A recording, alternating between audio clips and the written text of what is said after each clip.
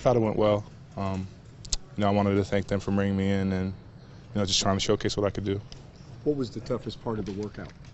I'd probably say the toughest part of the workout for me was probably the shooting. My whole life, I've been the farthest I've been away, shooting's probably free throws. So, the three's a little further, but it went all right. Have you worked out for any other teams?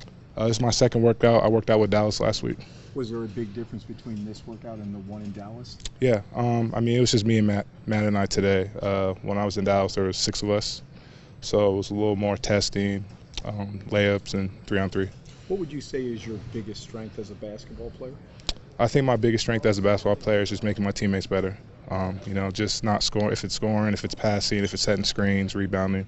I got to improve on all those areas, but I think that's my biggest strength. Is there a single skill that you could pinpoint that will translate best to the NBA game? I would just probably say my size. One thing, in college, a lot of times, I'm guarding guys who, they play the 5 in college, but then when they get to the league, or if they have the chance to get to the league, they're 3 or 4 men. So hopefully, if I have the chance to make it to go against guys who, more my size. Byron is a defensive-minded coach. What's your biggest strength defensively? I would probably say my biggest strength defensively is,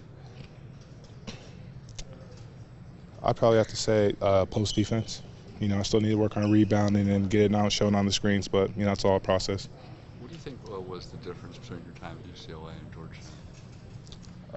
Just overall. Yeah.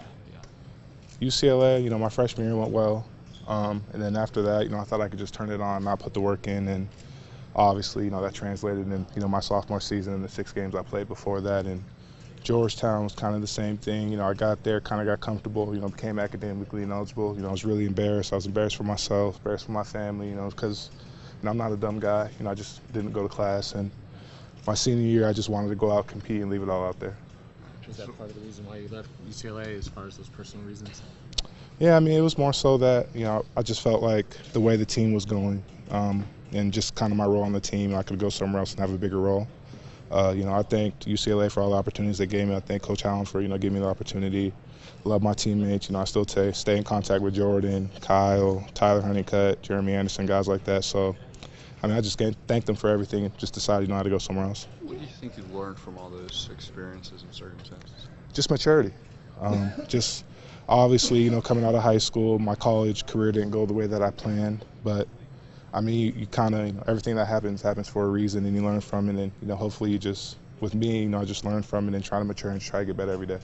Your head coach at Georgetown said that you probably have some of the best instincts and physical tools to any big man he's ever coached. And he's coached guys like Roy Hibbert, Greg Monroe. It's a pretty big compliment. Is there anything that has been holding you back? Is it just that hard work that you were talking about? Hard work and effort. Because one thing with Coach Thompson is, it's just about being reliable, and he always, he believes in all of us. And I'll bring up an example. I remember we played at Marquette. I think I had 18 and 15. I think that was the highest career rebounding I had. And, he kind of looked at me and said, hey, you can do this every game. I don't care, what anybody says. It's all effort. I'm not going to, it's not like we have to run you to death. We have to, do anything. It's all effort. If you try, you can do it. So it was more so effort, just going out there and just trying to apply myself, because rebounding is just really effort.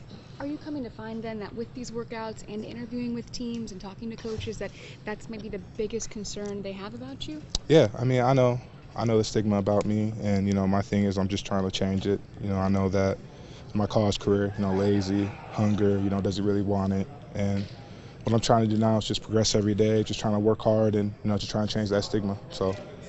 Byron runs the Princeton offense, and I'm not sure if Coach Thompson continues to run it. I know he did for a long time.